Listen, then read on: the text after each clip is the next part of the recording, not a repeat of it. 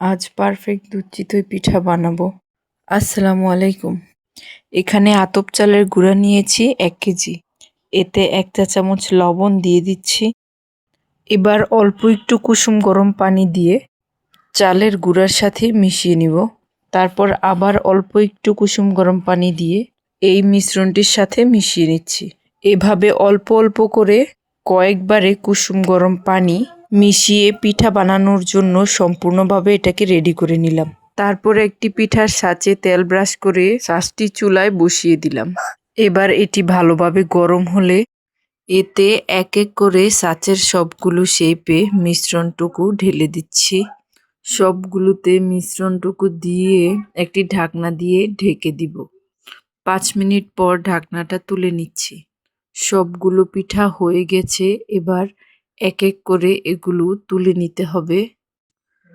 পরপর 3টি পিঠা আমি তুলে নিলাম, সবগুলো দেখাইনি।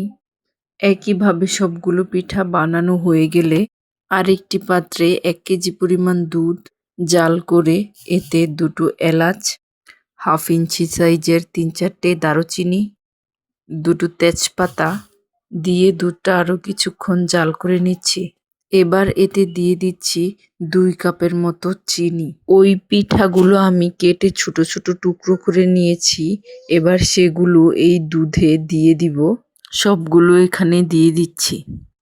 তারপর আস্তে আস্তে নেড়ে দিব যেন তলানিতে লেগে না যায় এবং পিঠাগুলোও ভেঙে না যায়। এভাবে আরও কিছুক্ষণ জাল করে নিচ্ছি।